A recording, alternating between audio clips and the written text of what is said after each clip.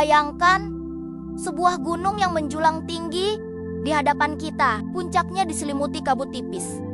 Sementara dari lerengnya mengalir air jernih yang tak pernah berhenti. Banyak orang bertanya-tanya, bagaimana mungkin gunung yang begitu tinggi justru mengalirkan air ke bawah? Seolah memiliki sumber tak terbatas. Hari ini, kita akan menyelami rahasia besar alam. Dari mana sebenarnya asal air pegunungan? Perjalanan kita dimulai dari langit. Setiap tetes hujan yang jatuh ke bumi membawa cerita panjang. Sebagian air mengalir di permukaan, tetapi sebagian lainnya meresap perlahan ke dalam tanah, masuk ke celah-celah kecil, melewati bebatuan, dan terkumpul di ruang bawah tanah yang kita sebut aquifer. Dari sinilah rahasia sumber air gunung mulai terungkap. Namun, cerita ini tidak sesederhana hanya air turun dari hujan. Ada interaksi kompleks antara tanah, bebatuan, akar tumbuhan, dan tekanan bumi yang membuat air tetap keluar. Bahkan di musim kemarau, air pegunungan adalah hasil kerjasama alam yang berlangsung ribuan tahun. Sebuah mekanisme yang menjaga keseimbangan kehidupan. Air hujan yang jatuh di lereng gunung tidak serta-merta langsung mengalir ke sungai. Sebagian besar justru masuk ke dalam tanah, menembus lapisan demi lapisan. Akar pepohonan membantu memperlambat aliran air, memberi kesempatan bagi tanah untuk menyerap setiap tetes.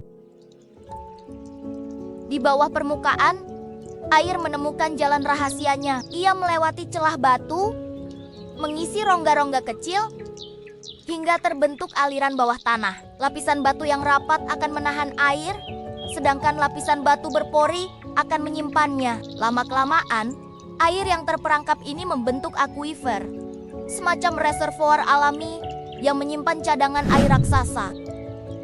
Saat tekanan di dalam tanah sudah cukup besar, atau ada celah yang terbuka di lereng gunung, air itu keluar dengan deras.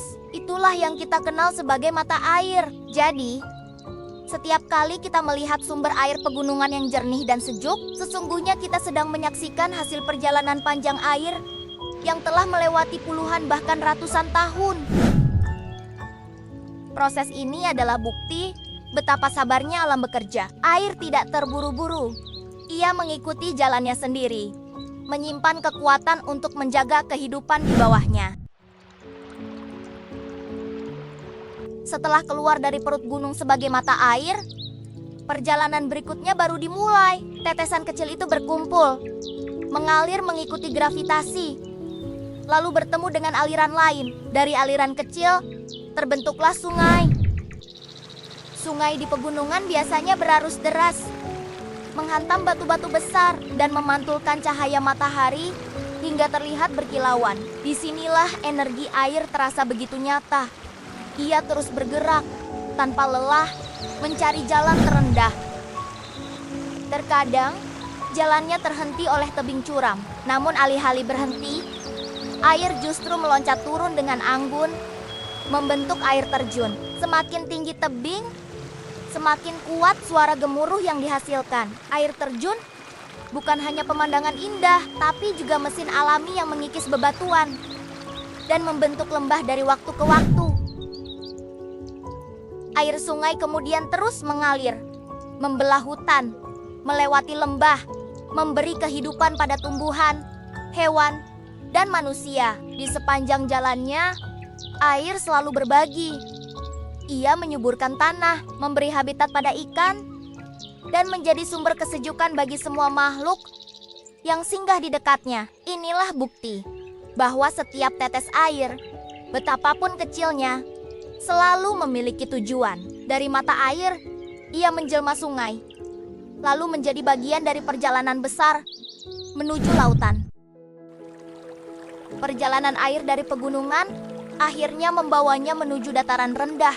Arus yang tadinya deras kini mulai melambat. Sungai menjadi lebih lebar dan tenang. Inilah momen di mana air benar-benar mulai menyatu dengan kehidupan manusia. Di sepanjang bantaran sungai, desa-desa tumbuh. Petani memanfaatkan air untuk mengairi sawah. Dari sungai, terbentuklah sistem irigasi yang mampu menumbuhkan padi buah, dan sayuran yang menjadi sumber pangan utama. Tanpa air, lahan subur hanyalah tanah kering yang tak berguna. Selain itu, sungai juga menjadi jalur transportasi alami. Dari perahu kecil hingga kapal besar, manusia memanfaatkan aliran air untuk membawa hasil bumi, menyatukan satu wilayah dengan wilayah lainnya. Bahkan sejak zaman dahulu, banyak kota besar dibangun di tepi sungai. Karena air adalah jantung peradaban. Tak hanya itu, air juga memberi energi melalui bendungan dan turbin. Sungai mampu menghasilkan listrik yang menerangi rumah, sekolah, hingga kota-kota besar. Energi ini berasal dari aliran yang tak pernah berhenti, sebuah anugerah yang tak ternilai. Di dataran rendah, air bukan lagi sekedar tetesan, ia menjadi sahabat manusia, penopang peradaban, dan sumber kehidupan bagi jutaan makhluk. Namun, manusia pun punya tanggung jawab. Air yang datang dari gunung dengan begitu jernih bisa berubah menjadi kotor dan tercemar jika tidak dijaga. Inilah pengingat bahwa perjalanan air adalah juga perjalanan moral. Apakah kita merawatnya atau justru merusaknya? Setelah menempuh perjalanan panjang dari gunung, hutan, hingga dataran rendah, air akhirnya bergerak menuju muara. Inilah pertemuan terakhir antara sungai dan laut. Sebuah titik di mana dua dunia bersatu. Air tawar dan air asin. Di muara, kehidupan meledak dengan keanekaragaman hayati. Pohon mangrove tumbuh subur, menjadi benteng alami yang melindungi pesisir dari gelombang. Ikan-ikan kecil mencari perlindungan di antara akar-akar mangrove, sementara burung laut berputar di atasnya mencari mangsa. Semua ini terjadi berkat aliran air yang tak pernah berhenti. Air kemudian menyatu dengan lautan luas. Di sini, ia menjadi bagian dari ekosistem raksasa yang mencakup 2/3 permukaan bumi. Lautan bukan hanya rumah bagi ikan, paus, dan terumbu karang, tetapi juga pengatur iklim global. Dari samudra lah terbentuk awan yang kelak akan kembali menjadi hujan, mengulang siklus yang sama sejak jutaan tahun lalu. Namun, laut juga mengingatkan kita akan rapuhnya keseimbangan. Plastik, limbah, dan polusi yang dibuang manusia bisa merusak ekosistem ini. Air yang awalnya murni dari pegunungan bisa berakhir tercemar di lautan.